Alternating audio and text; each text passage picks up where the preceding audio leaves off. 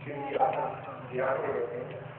इस प्रकार से दूसरा जित श्वास हो, श्वास को जीतना। तो संग जीतेंगे हम तो राम नाम हमारे में विराजमान हो जाएगा, रोम रोम में हमारे राम प्रविष्ट हो जाएगा। इस प्रकार से फिर क्या रह गया? फिर तो जितेंद्रिय हनुमान जी आकर के गदा लेकर खड़े हो जाएंगे। कोई किसी प्रकार का भला क्लेश आ सकता है जहां राम विराजमान हो जाए? तो इस प्रकार से उन्होंने कहा कि अपने वर्ण आश्रम धर्म का पालन करते हुए जो व्यक्ति अपने ग्रस्त में रह करके चाहे दुख है चाहे सुख है उसको सहता हुआ, सबके साथ समान व्यवहार करता हुआ जो अपने समय को व्यतीत करता है, वही व्यक्ति जो है और 84 लाख योनियों से बच जाता है और वो भजन उसको प्राप्त हो जाता है, भक्ति उसको प्राप्त हो जाती है। क्योंकि भक्ति हर एक को भगवान नहीं देते। सब कुछ संसार के पदार्थ, सब कुछ ऐश्वर्य, धन संपत्ति, सब सुविधाएं दे देते हैं, लेकिन भक्ति नहीं देते। क्योंकि वो मिलता है प्रारब्ध से। पूर्व जन्मों के हमारे जितने भी शुभ कर्म है उनके फल से हमको हमारी प्रारब्ध भगवान देता है। प्रारब्ध तो हमारी ऋणी है, उसको कोई बदल नहीं सकता। प्रारब्ध जो है उसको ना कोई कम कर सकता है ना कोई बढ़ा सकता है। लेकिन भक्ति नहीं मिली, भक्ति तो कमानी पड़ेगी। भक्ति तो आपको जित आसनो, जित श्वासो, जित संगो, शाबाश, ये याद कर लिया है। जित आसनो, जित श्वासो, जित संगो, जित इंद्रिय जब जीत ली उसने, जिसने, फिर उसके पास कोई कमी नहीं थी। क्योंकि वो कहते हैं कि कोई चतुराई तो चलती नहीं इसमें, इसीलिए चतुराई ना चली किसी बड़े बड़े अवतारों की भी, उनको भी भोगना पड़ा। तो तुम्हारी साधारण व्यक्ति की चतुराई कहां चलेगी? इस प्रकार से बहुत सुंदर वर्णन करते हुए कहते हैं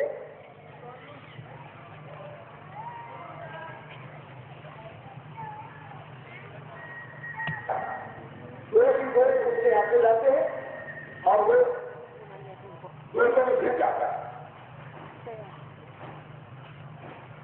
और उसी विचार से एक मेरे को भी बड़ा सुंदर भजन का ध्यान आया मुझे। वो इस मौके पर बतलाया, अंत में वो सिवाय पछतावे के और कुछ नहीं होता। क्यों? कोई इंसान अपनी शक्ल पर अभिमान करता है, कोई इंसान इज्जत मान पर ही मान करता है, कोई अपनी जवानी के बड़े गुणगान करता है, वो कतरा होके अपने आप को तूफान करता है। धनी कोई किसी पिंगले को पैसा दान करता है तो वो माली ऐसा है जो खुद चमन वीरान करता है। वही इंसान दौलतमंद और दानी है नत्था सिंह। उसी दाता का ही संसार से सम्मान करता है। वतन प्रताप का हो संकट में तुझे बन के भामाशाह, वो अपनी सारी पूंजी देश पर कुर्बान करता है। ऐसा व्यक्ति जो देश के लिए और धर्म के लिए जीता है, उसको भगवान प्राप्त होते हैं और उसी के सारे संकट दूर करते हैं। आइए एक बार बड़े प्रेम से मेरे साथ मिल करके थोड़ा सा सीधे सत्य होकर के बैठ करके भगवत नाम कीर्तन कर लीजिए। भजन नारायण नारायण नारायण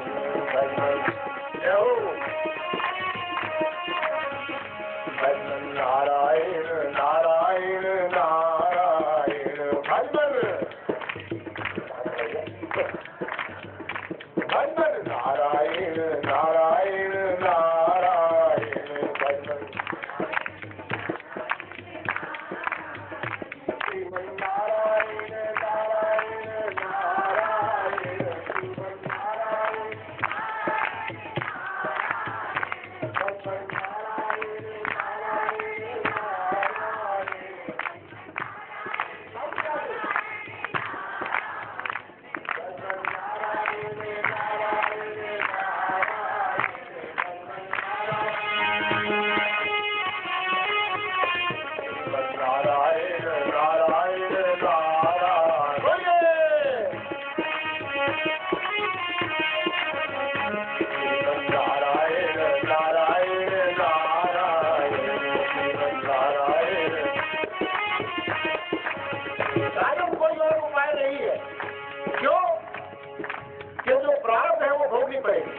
इसलिए कहा कोई लाख करे चतुराइए कर्म का लेख मिटेगा भाई, कर्म का लेख मिटेगा भाई।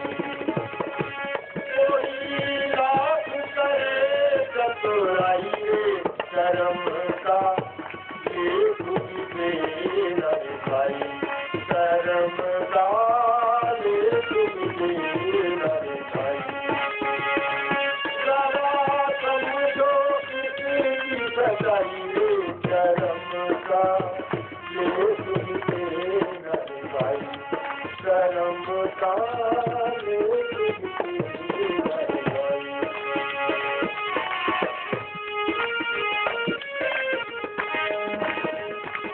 दुनिया में भाग्य के आरे चले न कोई उपाय,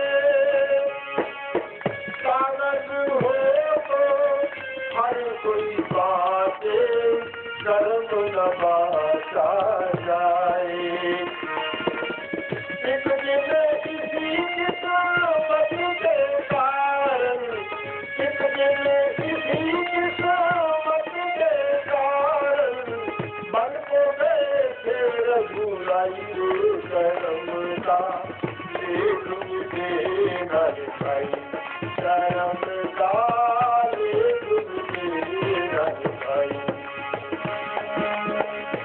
कोई लाख करे चतुराई कर्म का लेख मिटेगा भाई, कर्म का लेख मिटेगा भाई।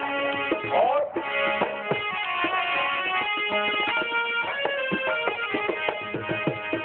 काहे मनवा धीरज खोता, काहे मनवा धीरज खोता।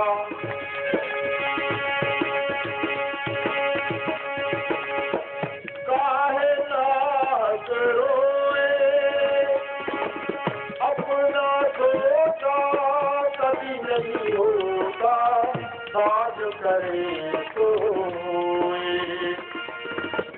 चाहे हो राजा चाहे भिखारी, चाहे हो राजा चाहे भिखारी, होकर सभी ने यहाँ खाई कर्म का लेख मिटेगा भाई, कर्म का लेख मिटेगा भाई।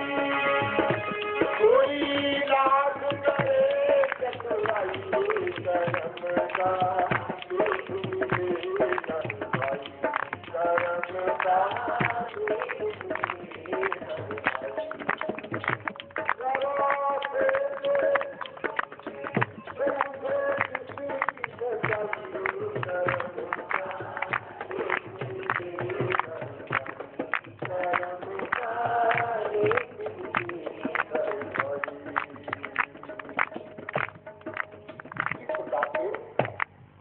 प्रभु जी ने बतलाया कि राजन व्यक्ति को अपना कर्म भोगना पड़ता है, जो उसका पूर्व कर्म है।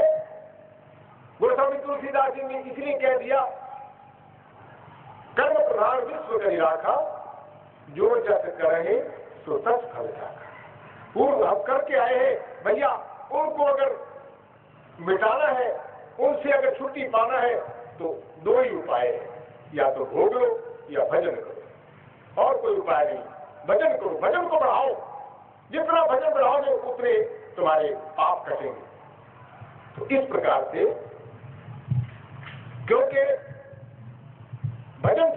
पाप करते हैं। एक नया लड़का, उसको वैराग हो गया, जंगल में गया, एक साधु के पास, बोला महाराज मेरे को कृपा करके बतलाइए, मैं बहुत पाप किए होंगे, मैं अपने पापों से मुक्त होना चाहता हूँ, मुझे कोई आप मंत्र दो जिससे मैं पापों से मुक्त हो जाऊं। कहेंगे अच्छा, पीपल के पेड़ के नीचे बैठकर 12 वर्ष तक गायत्री मंत्र का जाप करो। 12 वर्ष तक वो गायत्री मंत्र का जाप करता रहा। पूरे बीत गए 12 वर्ष, और उसके बाद में गया गुरु जी के पास। गुरु जी 12 वर्ष मैंने किया, पर अभी तक मेरे को कुछ दिखाई तो दिया नहीं, तो रिद्धि सिद्धि तो मेरे सामने आई। कहने लगा रिद्धि सिद्धि देखना चाहते हो? तो उन्होंने कहा अच्छा जाओ, 3 दिन बैठ के भैरव का जाप करो। 3 दिन भैरव का जाप किया तो प्रकट हो गया। उन्होंने कहा महाराज